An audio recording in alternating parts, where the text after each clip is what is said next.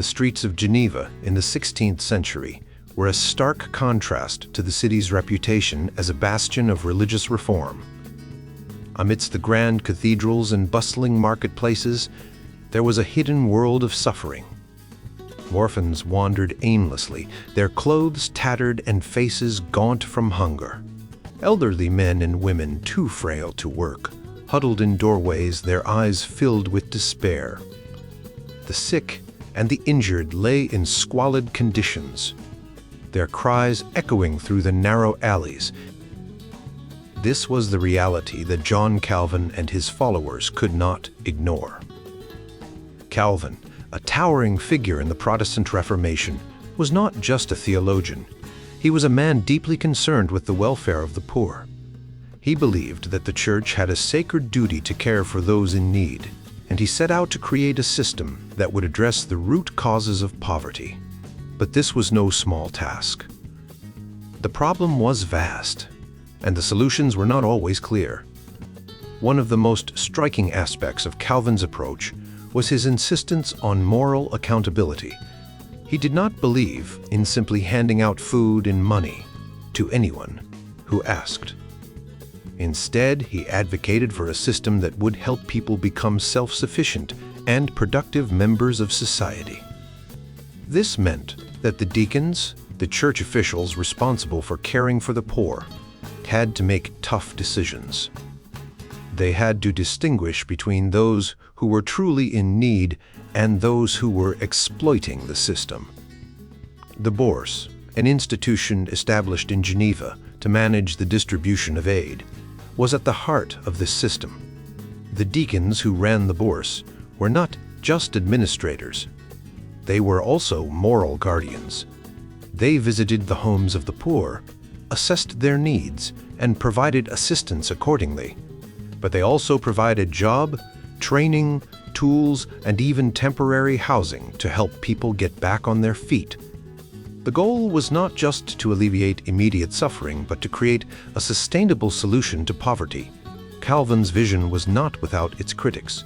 Some accused him of being too harsh, of setting unrealistic standards for those who were already struggling. But Calvin was unwavering in his belief that true charity was not just about giving handouts. It was about empowering people to help themselves. He often quoted the Apostle Paul, who said, "If anyone is not willing to work, neither should they eat." 2 Thessalonians 3:10.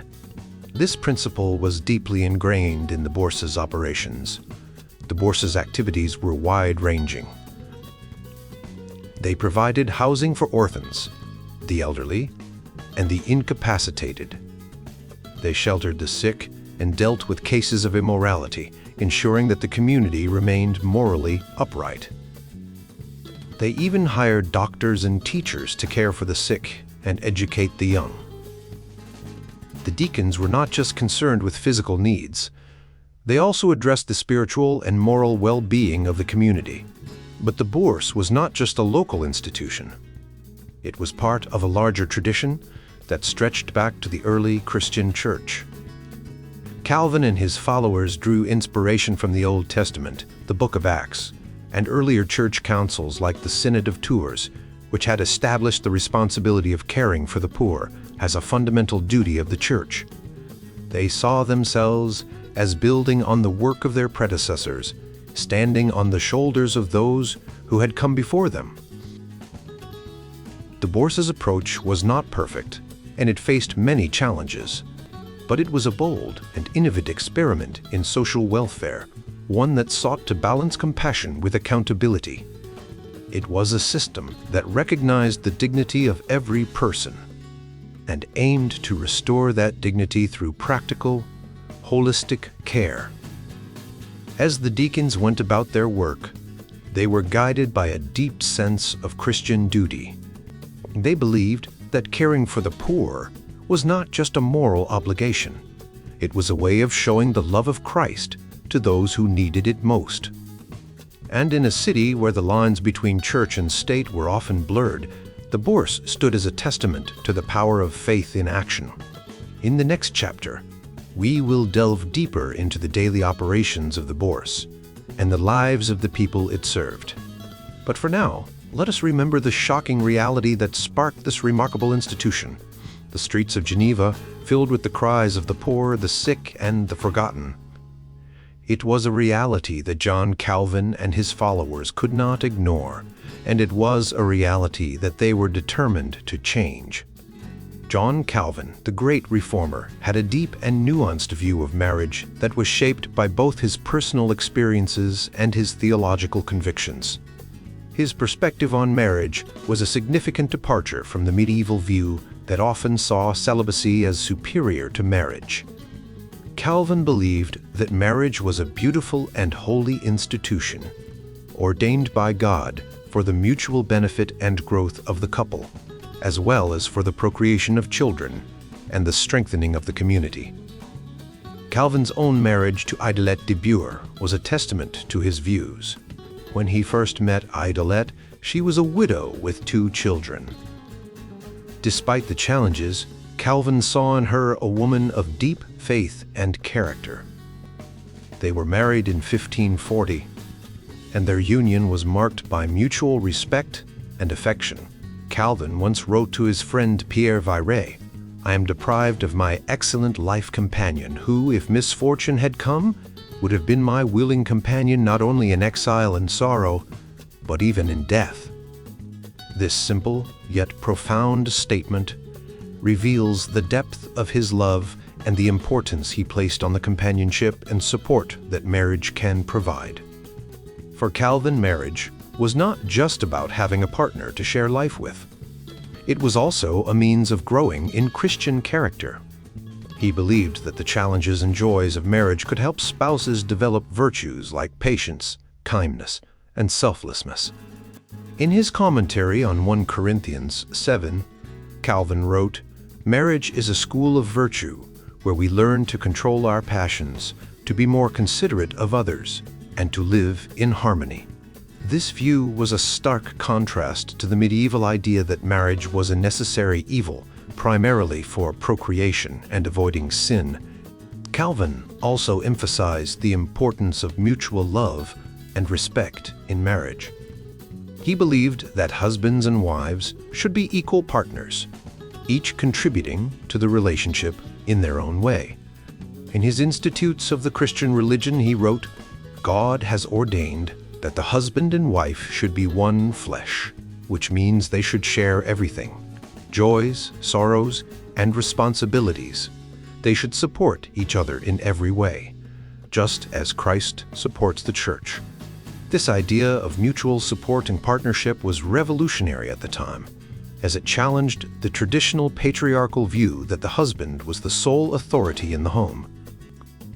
Calvin's views on marriage also extended to the practical aspects of family life. He believed that both parents should be involved in the upbringing of their children, and that the home should be a place of love, discipline, and spiritual growth.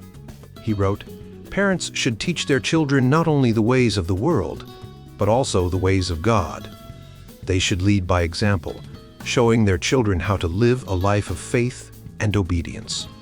This emphasis on parental responsibility and the spiritual formation of children was a key aspect of Calvin's vision for Christian families. Moreover, Calvin saw marriage as a reflection of the relationship between Christ and the church. Just as Christ loves the church and gives himself for her, so too should husbands love their wives and give themselves for them. In his commentary on Ephesians 5, Calvin wrote, "Husbands should love their wives as Christ loves the church, which means they should be willing to make sacrifices for their well-being. Wives, in turn, should respect their husbands and submit to their leadership, not out of fear or coercion, but out of love and a desire to honor God." This mutual love and submission was seen as the foundation of a strong and healthy marriage. Calvin's views on marriage were not just theoretical. They were lived out in his own life and the lives of those in his community. In Geneva, he worked to establish laws and practices that supported strong, healthy marriages. He believed that the church had a vital role in blessing and supporting marriages. and that the community should be involved in helping couples navigate the challenges of married life. This holistic approach to marriage and family life was a significant part of the Reformation's impact on society. Calvin's perspective on marriage was shaped by his deep understanding of Scripture and his commitment to living out the Christian faith in every aspect of life. He saw marriage as a beautiful and holy institution that could bring joy, growth, and spiritual depth to those who entered into it with a heart of love and commitment. His views continue to inspire and guide Christians today, reminding us of the profound importance of marriage in the life of the Church and the world. Calvin, the famous reformer, wasn't always thinking about getting married. He once wrote, "I have never married, and I do not know whether I ever will. If I do, it's to be freer from daily troubles and more focused on serving the Lord." Calvin didn't have a problem with marriage. He just didn't feel a strong need for it in his life. He believed marriage was a good thing created by God, but he wasn't in a rush. When Calvin moved to Strasbourg, his friends, especially Martin Bucer and Guillaume Farel, started pushing him to get married. Bucer, who had a big influence on reforming marriage laws, thought that a minister needed a wife to help him with the stresses of his job. He even called himself the founder of the Protestant parsonage. Bucer tried to set Calvin up with a woman, and things seemed to be moving forward. Calvin even asked Farel to come to Strasbourg to bless the marriage, but for some reason the wedding never happened. No one knows why. Next, it was Farel's turn to play matchmaker. He found a woman and asked Calvin if he was interested. Calvin replied with a list of what he was looking for in a wife. "I want someone who is chaste, not too picky, modest, thrifty, patient, and someone who will take good care of my health." Calvin believed that a person's character and inner qualities were the most important things to consider when choosing a spouse. Calvin didn't completely ignore physical beauty, though. He once wrote, "Moses doesn't condemn men for noticing beauty in their wives, but he does condemn lust." Calvin thought it was okay to find someone attractive, as long as reason and self-control were still in charge. Farel found a few more women for Calvin, but none of them worked out. One was very wealthy and spoke only German, which worried Calvin. Another woman seemed promising, but that relationship also fell through. Calvin was starting to feel like he might never get married. Then, in 1540, Calvin married a widow named Idelette van Buren. She had 2 children from her first marriage, and Calvin became a stepfather. Idelette was known to be very pretty, but more importantly, she was a faithful and supportive partner. Calvin later wrote that she was the best possible companion and a faithful co-laborer in his ministry. She helped him in his work and was a great source of comfort. Calvin and Idelette had a few children, but unfortunately, all of them died very young. This was a huge source of grief for Calvin, but he found strength in his faith, believing that God had a good plan even in difficult times. For Calvin, marriage wasn't just about having children. It was also about companionship and mutual support. He believed that even couples who couldn't have children should stay together and enjoy each other's company. He encouraged husbands and wives to continue being intimate, even after their childbearing years. Calvin's views on marriage were deeply rooted in his belief that God designed marriage to be a sacred and supportive bond between a man and a woman. His ideas had a big impact on how people thought about marriage in his time and continue to influence people today. Even in a world where marriage and relationships can be confusing, Calvin's wisdom can still guide us. When we think about how ideas spread and become part of history, it's easy to imagine a single person standing alone shouting their beliefs to the world. But the truth is, Even the most influential people need friends. John Calvin, a key figure in the Protestant Reformation, was no exception. His friendships were crucial in spreading his ideas and making sure they lasted long after his death. Calvin was known for his deep and meaningful friendships. He wrote many letters to people from all walks of life: teachers, governors, ministers, and even common people. These letters show a side of Calvin that many don't expect. He was warm, gentle, and caring. He mourned the loss of friends and celebrated their successes. His letters reveal a man who was deeply connected to those around him. One of Calvin's closest friends was Theodore Beza. Beza was a brilliant scholar and a strong supporter of Calvin's work. When Beza fell ill, Calvin was devastated. He wrote about his fear and sorrow, showing how much he cared for his friend. This kind of personal connection was not unusual for Calvin. He had many friends who shared his ideas and supported his mission.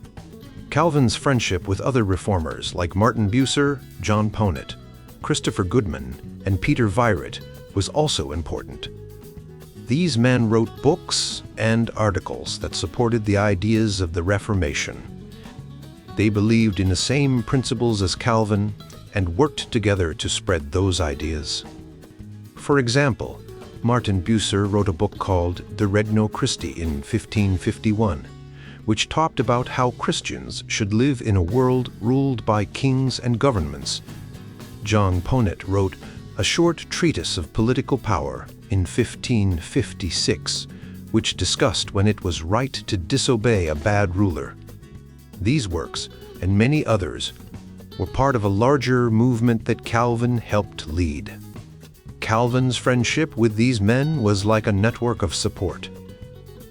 They shared ideas, encouraged each other, and worked together to build a new way of thinking about the world. This network was essential in making the Reformation a success. It wasn't just one person's idea. It was a collective effort. Calvin's friendship with his wife, Idelette, was also significant. She supported him in his work and was a source of comfort and strength. Calvin wrote about how much he loved and respected her, and how her presence made his life better. This personal relationship showed that Calvin believed in the importance of marriage and family, not just as religious ideas, but as real, lived experiences. Calvin's friendships extended beyond his immediate circle. He wrote letters to refugees and people in need, offering them support and encouragement. He even reached out to Luther's followers, trying to bridge the gap between different groups of reformers. This shows that Calvin was not just interested in his own ideas, but in building a community of people who shared a common goal. The impact of Calvin's friendships can be seen in the way his ideas spread. His friends continued to teach and write about his beliefs long after he was gone. They formed a network that kept the Reformation alive and growing. This network was not just about sharing ideas. It was about building a community of people who cared for each other and worked together to make the world a better place. Calvin's legacy is not just about his writings or his teachings. It's about the relationships he built and the people he inspired. His friendships were the glue that held the Reformation together, and they continue to inspire people today. Whether it was through his letters, his books, or his personal interactions, Calvin showed that the power of friendship can change the world. John Calvin, the man behind the Reformation in Geneva, was far from a solitary figure. He was surrounded by a network of friends, mentored, and colleagues who played crucial roles in shaping his ideas and the movement he led. These relationships were not just personal.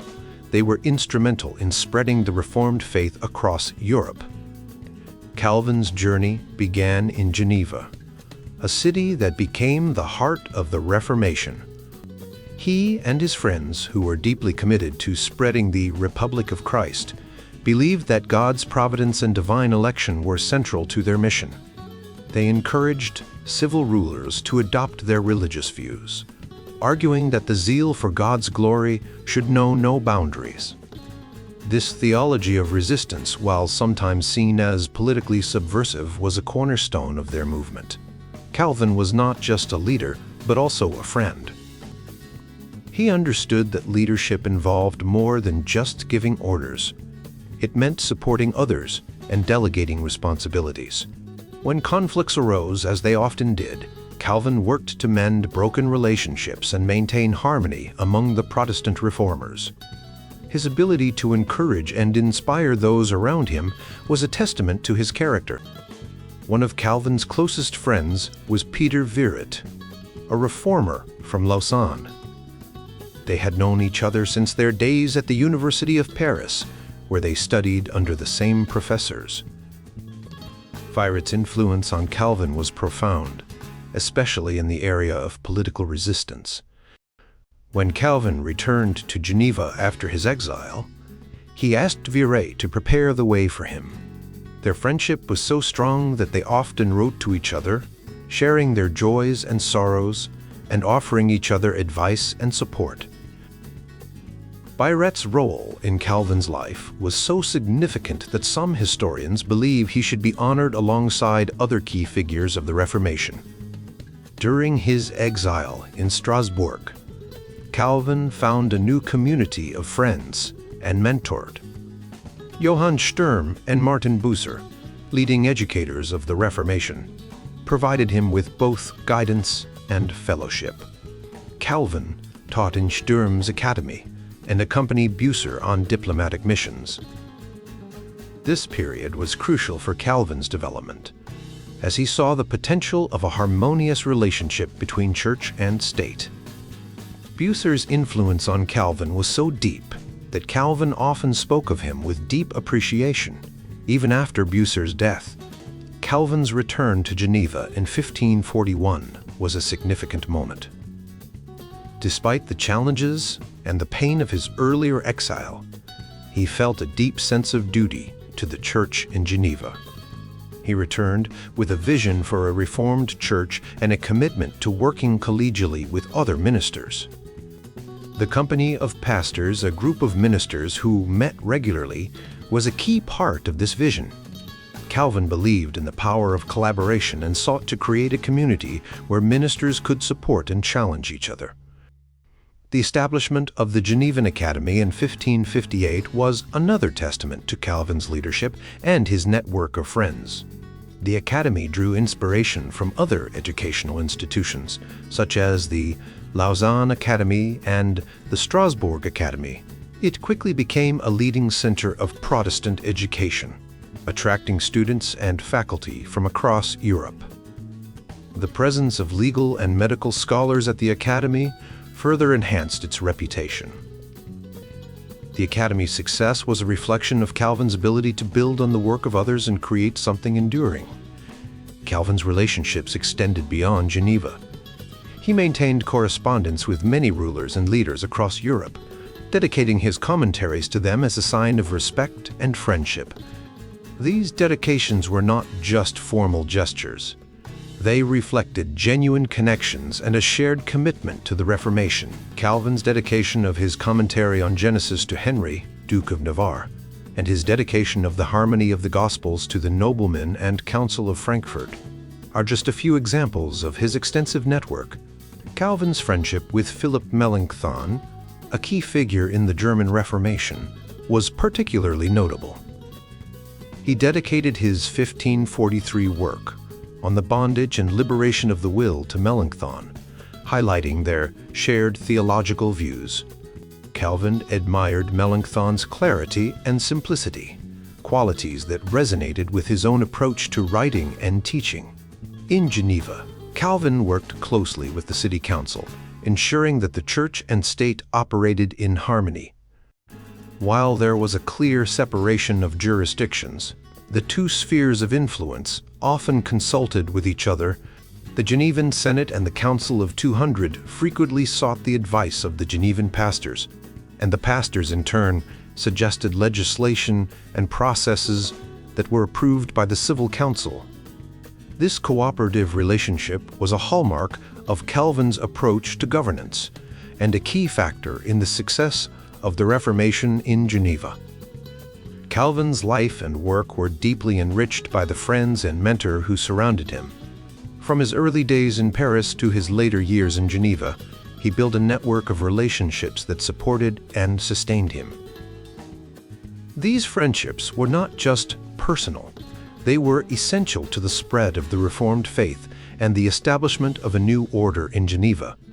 Calvin's legacy is not just his theological writings, but the community of believers he helped to build and the ideas he helped to spread. Calvin's friends were not just fellow believers, they were also printers who helped spread the message of the Reformation. One important printer was Robert Estienne, who printed books by Calvin's followers like Theodore de Bèze, François Hartmann, and Pierre Viret. Another key figure was Jean Crispin, who published devotional and educational materials. These printers played a crucial role in getting Calvin's ideas out to the world. Bibles and theological texts were constantly being printed in Geneva, helping to educate and inspire people. As Calvin neared the end of his life, he wrote his final will on April 25, 1564. In it, he expressed his unworthiness and thanked God for his mercy. Calvin appointed his brother Anthony as his heir and left money to the boys' school, the poor refugees, and his stepchildren. He also gave some of his small estate to his nephews and their children. Calvin wanted to show that he was not a greedy man, and his friend Theodore de Bèze spoke up for him, saying that Calvin's death would prove his honesty. When Calvin's will was made public, the members of the Geneva Senate visited him to hear his final words. Calvin thanked the leaders for their support and friendship. Even though they had faced many challenges together, he encouraged them to stay true to their duties and to make fair decisions without favoritism or bias. He reminded them that their authority came from God and that they should seek His guidance. On April 27, 1564, Calvin gave a farewell address to the members of the little council. He thanked them for their cooperation and reminded them of the importance of their roles in upholding the Republic. He advised them to be fair and just, to resist the temptation for privilege, and to seek God's guidance in all their decisions. The next day, on April 28, 1564, Calvin gave a farewell address to the ministers. He reflected on the state of the Church when he first arrived in Geneva, describing it as chaotic and in need of reform. He spoke about the battles he had faced and the challenges that lay ahead. Calvin warned the ministers that they would face many difficulties after his death, but he encouraged them to be brave and to trust in God. He said that he had prevented many problems in Geneva and that God would continue to protect the Church. Calvin humbly admitted his own weaknesses and mistakes, but he expressed his sincere desire to serve God and the Church. He asked the ministers to forgive his faults and to build on the good things he had done. He urged them to support his successor, Theodore de Bèze, and to avoid unnecessary changes. Calvin believed that too many changes could be dangerous. When Calvin died on May 27, 1564, the city of Geneva mourned the loss of its spiritual leader. He was buried in a common cemetery, just as he had wished, showing his humility even in death. Despite the challenges he faced, Calvin was respected and loved by many. His friends and followers kept his memory alive, ensuring that his teachings and legacy would continue to influence the world. Calvin's friendships were a mix of support and honest critique. He could be very direct with his friends, like when he criticized Philip Melanchthon for being too timid. But at the same time, Calvin and Melanchthon remained close friends, supporting each other's work and defending each other's reputations. Calvin believed that true friendship meant being able to speak the truth, even if it was hard to hear. Calvin's relationships with his friends show that the Reformation was not just the work of one man, but a movement built on strong, supportive relationships. These friendships helped Calvin and the other reformers to spread their ideas and to build a lasting legacy. The success of the Reformation was due in part to the network of friends and supporters who worked together to bring about change. Was Calvin a Calvinist? This question might seem strange at first. After all, John Calvin is the father of Calvinism. But over the years, some scholars have argued that Calvin wasn't really a Calvinist in the way we understand it today. To understand this, we need to look at what Calvin and the Calvinists believed, and how their ideas developed over time. First, let's talk about what it means to be Reformed. Being Reformed means believing in the 5 solas of the Reformation: Scripture alone, grace alone, faith alone, Christ alone, and the glory of God alone. Calvin strongly believed in these principles, and so did the Calvinists who came after him. They agreed on many points of doctrine. But the question gets more complicated when we look at specific teachings that became central to Calvinism. One of the big debates is about the central idea in Calvin's theology. Some scholars say that Calvin focused on warm, comforting ideas like union and communion with Christ. Others argue that his successors, like Theodore Beza and William Perkins, focused more on rigid, logical concepts like predestination. But recent research shows that this isn't quite accurate. Calvin, Beza, and the Puritans all had a deep biblical theology that can't be reduced to one central idea. They were all deeply committed to understanding God as revealed in the Bible. Another important concept is God's sovereignty. Sovereignty means that God is in control of everything. Calvin and the Calvinists believed that God is the ruler of the universe, the creator, sustainer, and director of all things. They saw God as a loving father, not a cold, arbitrary ruler. This idea of God's fatherly sovereignty is at the heart of both Calvin's theology and that of the Calvinists. B. Warfield, a famous theologian, said that being Calvinistic means being theocentric, focusing on God above all else.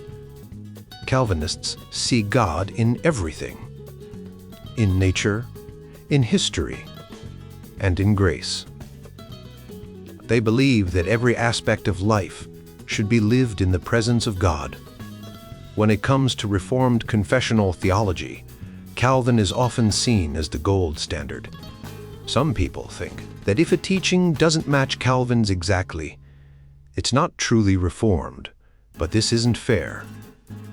The Reformed confessions, like the Heidelberg Catechism and the Westminster Confession of Faith, were written both during and after Calvin's lifetime.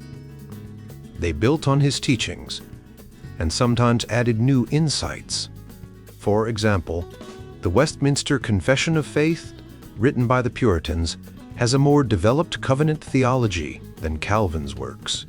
But this doesn't mean the Puritans departed from Calvin's core teachings. They were just expanding on them. One of the biggest points of debate is the doctrine of assurance. Calvin taught that believers can have assurance of their salvation, but he also emphasized that this assurance comes from faith and the work of the Holy Spirit. The Puritans, on the other hand, often emphasized the need for believers to examine their lives and look for signs of grace. Some scholars think this is a big difference, but it's more a matter of emphasis. Both Calvin and the Puritans believed that true faith leads to assurance, but they approached it from slightly different angles. Finally, let's talk about the 5 points of Calvinism: total depravity, unconditional election, limited atonement, irresistible grace, and perseverance of the saints. These points are often summarized by the acronym TULIP. While Calvin and the Calvinists agreed on most of these points, there is some debate about limited atonement. Some scholars think Calvin believed that Christ died for everyone, while others argue that he believed Christ died only for the elect. This is a complex issue, but it doesn't mean Calvin wasn't a Calvinist. The core teachings of Calvinism are still very much in line with Calvin's own beliefs. In the end, the question of whether Calvin was a Calvinist isn't just a historical curiosity. It's about understanding the heart of Reformed theology and how it has shaped the lives of believers for centuries. Calvin and the Calvinists were united in their deep love for God and their commitment to living coram Deo, before the face of God. Whether we call them Calvinists or not, their legacy continues to inspire and guide us today. As we wrap up our journey through the world of John Calvin and the Reformed tradition, it's important to see how our understanding of this great theologian has evolved over time. For a long time, Calvin was seen as the ultimate authority in Reformed theology, almost like a king whose every word was law. But recent scholars have shown us a different picture. They remind us that Calvin was just one of many brilliant minds during the Reformation, and that his ideas were part of a broader, diverse movement. Think of the Reformation like a big, colorful painting. Calvin is a significant part of that painting, but he's not the only one. There were other important artists like Peter Martyr Vermilye, Martin Bucer, and Henry Bullinger, who all contributed their own unique brushstrokes. For example, Bullinger's book, Decades, was actually more popular in England than Calvin's famous Institutes for many years. This shows that the Reformation was a team effort, not a one-man show.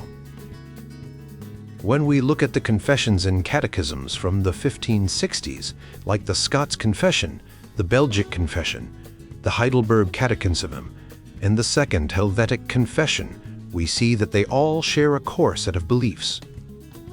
Calvin's influence is clear, but he's just one of many voices.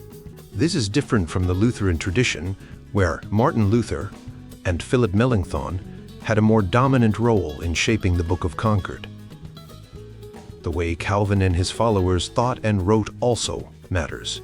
Some people think Calvin was warm, Christ-centered and clear, while his followers were too focused on logic and details. But this isn't entirely fair. The Reformed scholastics, as they're called, had to deal with tough questions from the Catholic Church, especially after the Council of Trent. They needed to be precise and logical to defend their beliefs. This doesn't mean they were cold or unfeeling. It just means they were thorough. One of the biggest debates is about what Calvin believed about the atonement, or how Christ's death on the cross saves people.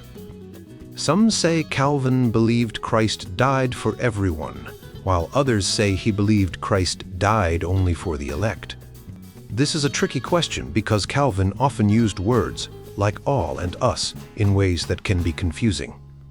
But when we look at the context, it's clear that Calvin meant all kinds of people rather than every single person.